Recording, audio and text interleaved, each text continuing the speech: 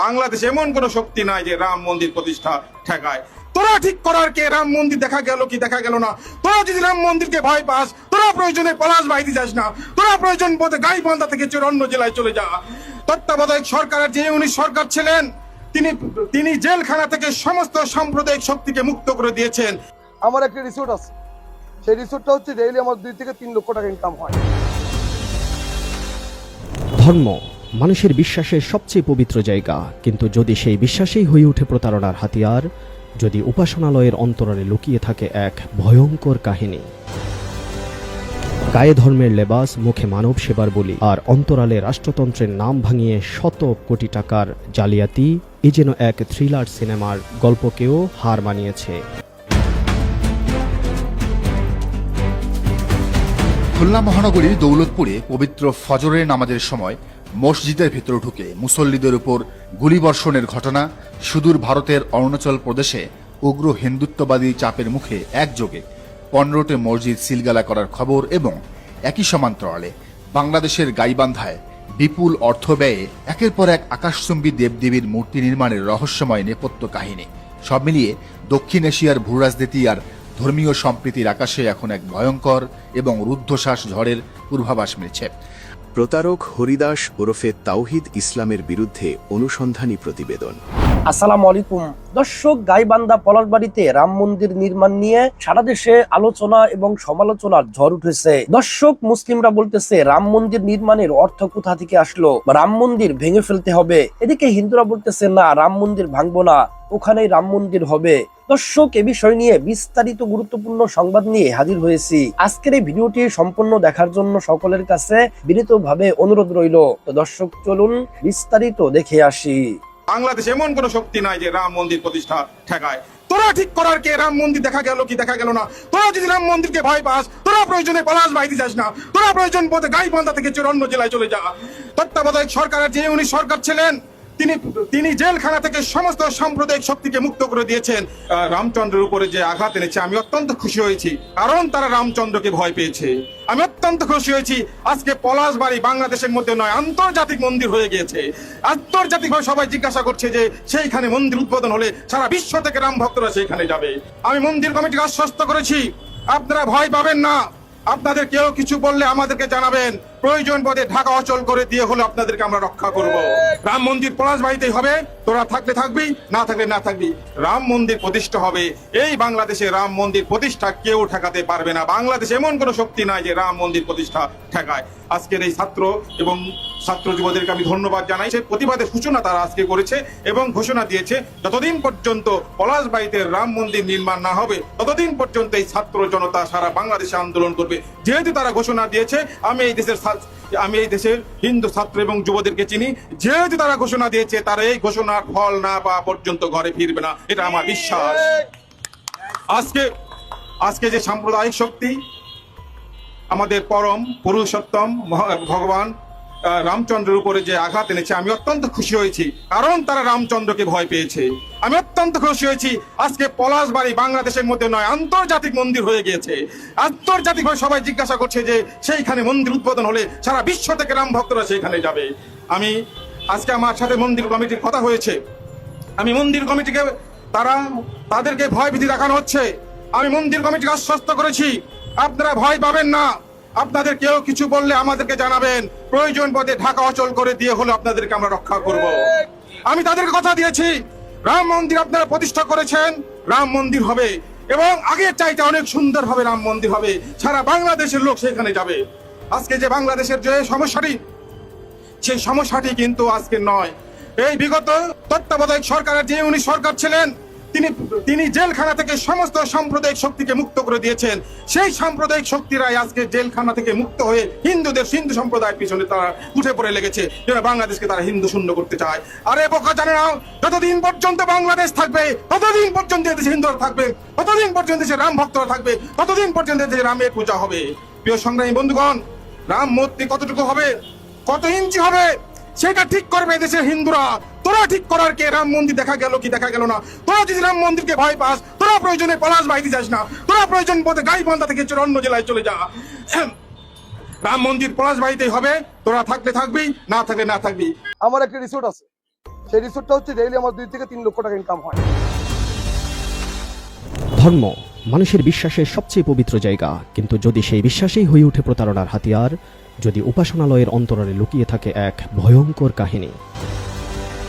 গায়ে ধর্মের লেবাস, মুখে মানব সেবার বলি, আর অন্তরালে রাষ্ট্রতন্ত্রের নাম ভাঙিয়ে শত কোটি টাকার জালিয়াতি, এ যেন এক থ্রিলার সিনেমার গল্পকেও হার মানিয়েছে। গাইবান্ধার পলাশবাড়ী উপজেলার মধ্য রামচন্দ্রপুর গ্রামে নির্মিত 22 কোটি টাকা ব্যয়ে শ্রী শ্রী রাধা মন্দির ও কালী মন্দিরকে ঘিরে যেন ভয়ঙ্কর অপরাধের রহস্যের ধ্রুবজাল। এই মন্দিরের প্রতিষ্ঠাতা হরিদাস চন্দ্র তরণী দাসের অতীত এবং বর্তমান কর্মকাণ্ড বিশ্লেষণ করলে দেখা যায় তিনি কেবল একজন প্রতারকই নয়, বরং দুর্ধর্ষ অপরাধ চক্রের মূল হোতা। বাহির থেকে এটি একটি দৃষ্টিনন্দন মন্দির প্রকল্প হলেও এর নেপথ্যে রয়েছে ভয়ঙ্কর অপরাধ। জমি দখল, প্রতারণা, ভুয়া পরিচয় ব্যবহার, অর্থ পাচার এবং প্রভাব বিস্তারের জটিল কাহিনী। নথিপত্র, মামলার তথ্য ও স্থানীয়দের বক্তব্য বিশ্লেষণ করলে দেখা যায় এটি কেবল ধর্মীয় স্থাপনায় নয়, বরং অপরাধের চাদরে মোড়ানো, অবৈধ অর্থের ভিত্তির উপর দাঁড়ানো এক প্রভাবশালী নেটওয়ার্ক। অনুসন্ধানে পাওয়া সরকারি নথিতে দেখা যায় তফসিলভুক্ত অর্পিত সম্পত্তি এবং সরকারি খাস বিলের জমি জালিয়াতের মাধ্যমে দখলের অভিযোগ রয়েছে এই হরিদাসের বিরুদ্ধে।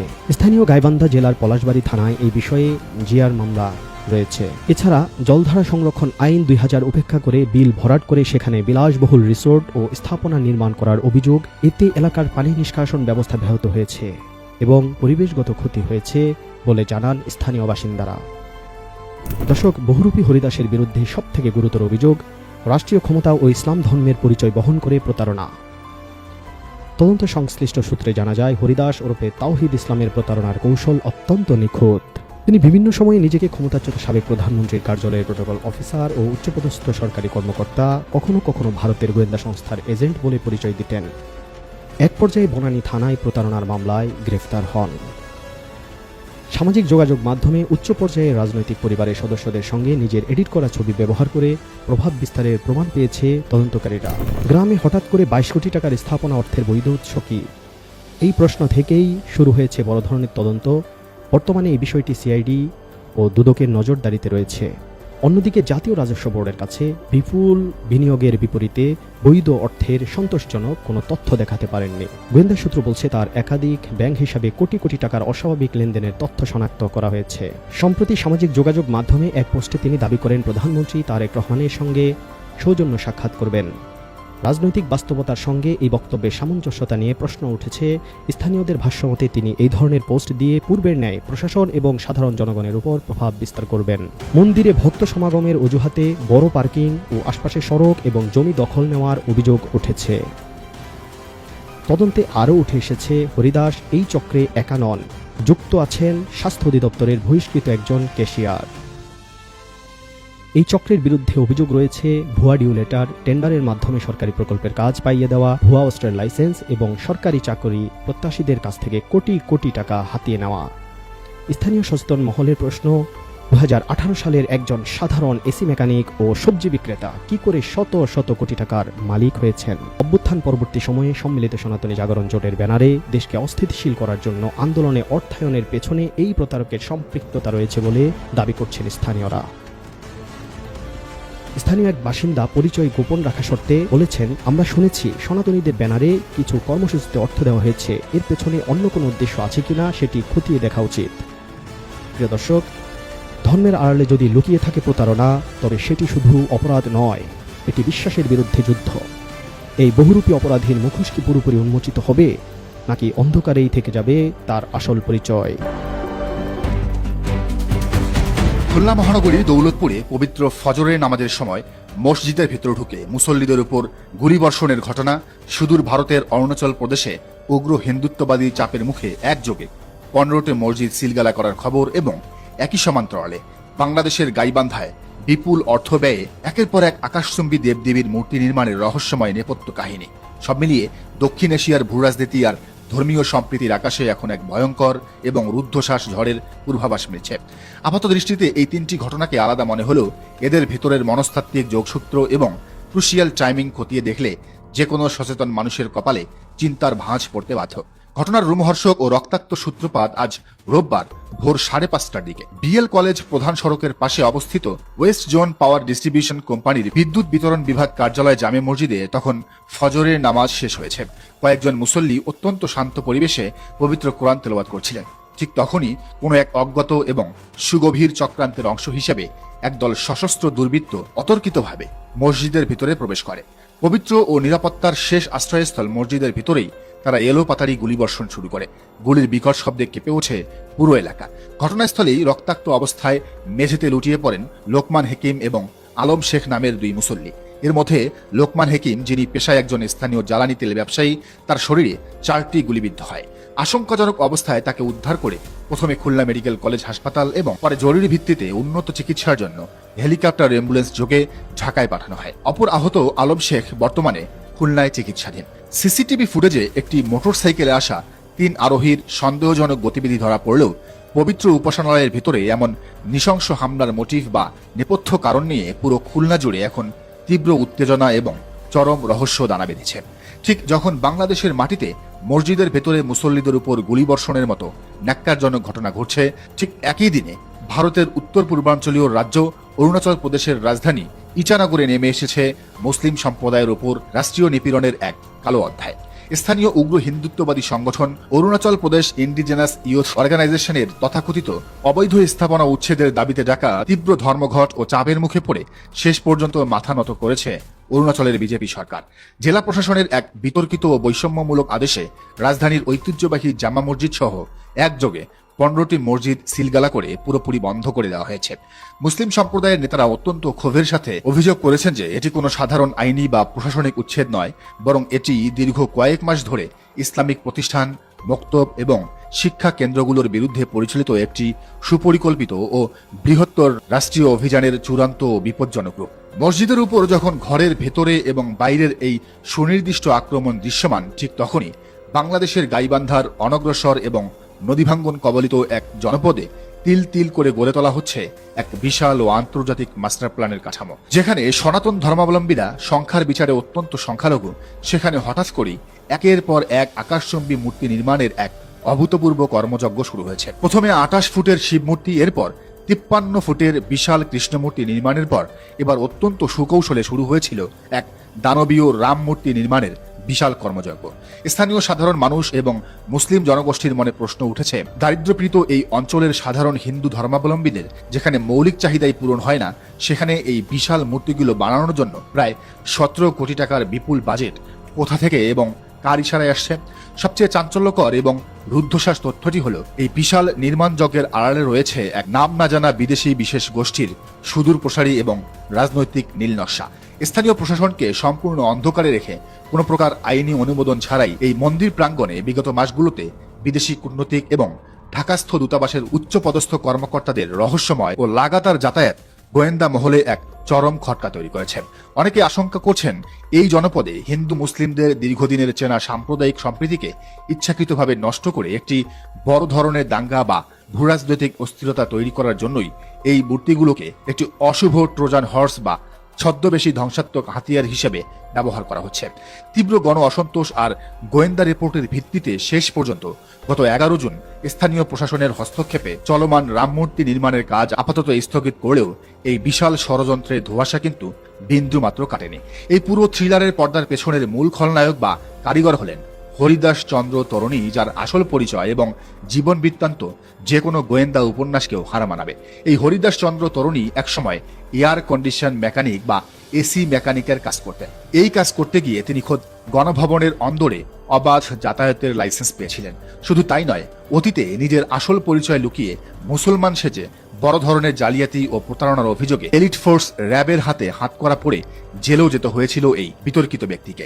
এমন এক দাগী অপরাধী এবং ছদ্মবেশীর হঠাৎ এই অস্বাভাবিক আর্থিক উত্থান, 17 কোটি টাকার প্রজেক্টের ডিরেক্টর বনে যাওয়া এবং প্রশাসনের চোখ ফাঁকি দিয়ে আন্তর্জাতিক মহলের সাথে সংযোগ স্থাপন করা, কোনোভাবেই বিষয়টি ধর্মীয় আবেগ হতে পারে না। এই 17 কোটি টাকার পেছনে দিল্লির কোনো সুনির্দিষ্ট এজেন্ডা কিংবা রয়ের কোনো দীর্ঘমেয়াদী কাউন্টার প্ল্যান কাজ করছে কিনা তা নিয়ে এখন দেশের সর্বোচ্চ গোয়েন্দা সংস্থাগুলো চুলচেরা বিশ্লেষণ শুরু করেছে। খুলনার মসজিদের মেঝের রক্তের দাগ থেকে শুরু করে অরুণাচলের সিলগালা হওয়া দরজার ওপার হয়ে গাইবান্ধার বর্ডারের এই ট্রোজান হর্স মূর্তি সবকিছুই ইঙ্গিত করছে যে বাংলাদেশের সার্বভৌমত্ব এবং ধর্মীয় শান্তি সম্প্রীতিকে এক চরম খাদের কিনারায় ঠেলে দিতে আন্তর্জাতিক দাবার বোর্ডে খুব নিখুঁতভাবে চাল চালা হচ্ছে, যা এখনই শক্ত হাতে দমন করতে না পারলে দেশের নিরাপত্তার জন্য এক চরম বিপর্যয় ডেকে আনবে। দর্শক, বিষয়টিকে আপনি কিভাবে দেখছেন জানার মন্তব্যের ঘরে, আর এই চ্যানেলে নতুন হলে অবশ্যই সাবস্ক্রাইব করে বেল আইকনটি বাজিয়ে রাখুন। প্রতারক হরিদাস ওরফে তাওহিদ ইসলামের বিরুদ্ধে অনুসন্ধানী প্রতিবেদন। 2024 সালের 5 আগস্ট আওয়ামী লীগ সরকার ক্ষমতাচ্যুত হওয়ার পর হরিদাস তার জন্মভূমি গাইবান্ধার পলাশবাড়িতে ফিরে আসেন। এরপর 1987 সালে নির্মিত মধ্য রামচন্দ্রপুর শিব মন্দির ও কালী মন্দির ভেঙে দিয়ে 2025 সালের 1 মে শ্রী শ্রী রাধা গোবিন্দ ও কালী মন্দির নির্মাণ কাজ শুরু করেন। কিছুদিনের মধ্যে তিনি বিশাল কালী মন্দির, গুরুকুলের আশ্রম, সেতু, resort, medical college, 51 feet Krishna বিগ্রহ সহ বিশাল এলাকা জুড়ে বিভিন্ন দেবদেবীর প্রতিমা মন্দির গড়ে তোলেন। মন্দিরের চারপাশ জুড়ে বড় বড় দালান কোঠা, খাবার ঘর, থাকার হোটেল নির্মাণ করেন। নিজের অস্তিত্ব জানান দিতে স্বল্প সময়ে এলাকার গরিব দুঃখী অসহায় মানুষকে সহায়তা, এলাকাবাসী ও নেতাদের বিশেষ উপঢৌকন দিয়ে ব্যাপক জনপ্রিয়তা অর্জন করেন। হরিদাসের অর্থের উৎস ও আধিপত্যের নেপথ্যে কারা? মন্দির এলাকায় অর্থশত ব্যবসায়ীদের কাছ থেকে দোকান প্রতি 3 থেকে 8 লক্ষ করে প্রায় কোটি টাকা জামানত গ্রহণ করেছেন বলে ব্যবসায়ীরা জানান। পলাশবাড়ি বিশিষ্ট ইটভাটা ব্যবসায়ী স্বর্গীয় গোপাল চন্দ্রের ছেলেরকে 2 বছর মেয়াদি কফি শপ দেওয়ার কথা বলে 8 লক্ষ টাকা গ্রহণ করেন। শর্ত ছিল ওই মন্দির এলাকায় আর কোনো কফি শপ থাকবে না। পরে মোটা অঙ্কের টাকা নিয়ে মন্দির এলাকায় একটি কফি শপ বসালে উভয়ের মাঝে উত্তেজনা সৃষ্টি হয়। এক পর্যায়ে মন্দির এলাকায় বেধড়ক মারপিটের ঘটনা ঘটে। এ ঘটনায় গোপান ও গোগুলচন্দ্রের পরিবারের বেশ কয়েকজন আহত হয়। আহতদের উদ্ধার করে হাসপাতালে ভর্তি করা হয়।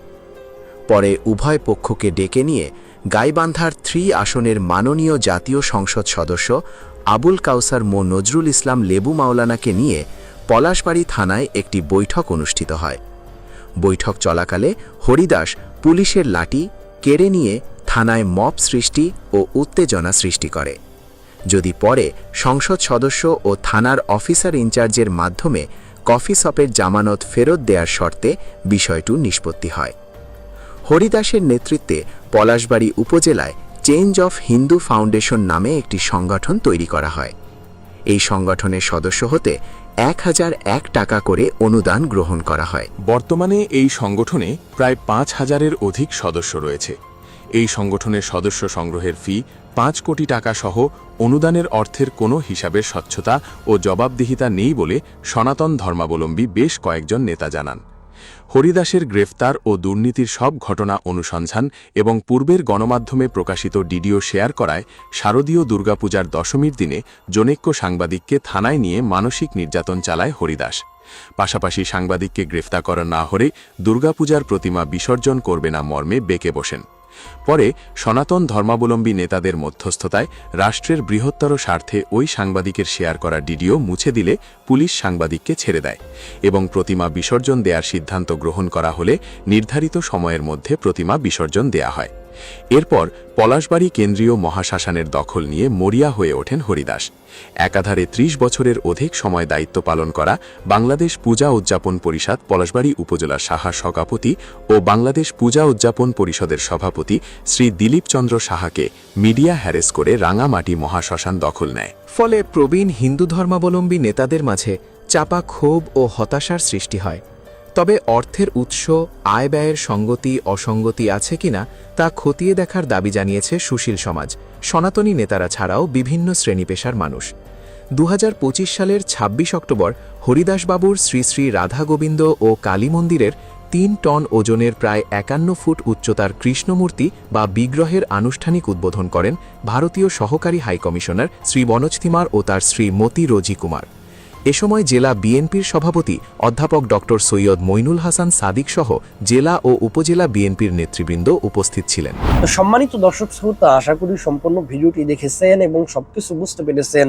দর্শক, আমাদের বাংলাদেশে এমন জায়গা আছে, এক পাশে মন্দির, এক পাশে মসজিদ। মসজিদে নামাজ চলতেছে, মন্দিরে পূজা হচ্ছে, কেউ কাউকে বাধা দিচ্ছে না। কিন্তু গাইবান্ধার এই রাম মন্দির নির্মাণে কেন মুসলিমরা বাধা দিচ্ছে? আসলে কথাগুলো একটু বুঝতে হবে। গাইবান্ধার পলাশবাড়ির রাম মন্দির যে প্রতিষ্ঠা করেছে উনি হলেন হরিদাস চন্দ্র দাস। এই হরিদাস চন্দ্র দাস আপনারা সকলেই মিডিয়াতে দেখেছেন যে শেখ হাসিনা থাকতে গ্রেফতার হয়েছিল বিভিন্ন প্রতারণার মামলায়। কিন্তু এই সময় এসে সে এত হাজার হাজার কোটি টাকা কোথায় পেল এই রাম মন্দির নির্মাণ করার জন্য? এইসব প্রশ্নেই মুসলিমদের মনে জট বেঁধেছে। মুসলিমরা বলতেছে তারা রাম মন্দির নির্মাণ করুক, তাতে আমাদের কোনো সমস্যা নেই। রাম মন্দির নির্মাণের ফাঁদে যেন ভারত যেন বাংলাদেশকে দখল করতে না পারে, কারণ বাংলাদেশ হলো আমাদের মাতৃভূমি। এই মাতৃভূমির 1 ছটাক 1 ইঞ্চিও কাউকে দখল করতে দিব না, এটাই বলতেছে মুসলিমরা। তো প্রশাসনের কাছেও আমরা অনুরোধ করি যে আপনারা একটু খতিয়ে দেখুন, আপনারা একটু যাচাই বাছাই করে দেখুন যে সেখানে কি আসলেই কোনো সমস্যা আছে কিনা। আসলেই কি তারা পূজা করার জন্য, তারা তাদের ধর্মের ইবাদত করার জন্য এই রামের মূর্তি নির্মাণ করছে, নাকি তারা দেশের মধ্যে অরাজকতা সৃষ্টি করার জন্য নির্মাণ করতেছে? এটা প্রশাসন আপনারা খতিয়ে দেখবেন। তো দর্শক, আজকের এই ভিডিওটি এ পর্যন্তই। আজকের এই ভিডিও নিয়ে আপনাদের মন্তব্য কি? আপনাদের মূল্যবান মন্তব্য অবশ্যই কমেন্ট সেকশনে জানিয়ে দিবেন। আজকের এই ভিডিওটি এ পর্যন্তই। আজকের এই ভিডিওটি ভালো লাগলে লাইক এবং শেয়ার করে দিন। আর হ্যাঁ, নিত্য নতুন আপডেট ভিডিও পেতে চ্যানেলটি সাবস্ক্রাইব করতে ভুলবেন না। দেখা হবে নতুন ভিডিওতে, ততক্ষণ ভালো থাকুন, সুস্থ থাকুন, এই দোয়া রইল। আসসালামু আলাইকুম ওয়া রাহমাতুল্লাহ।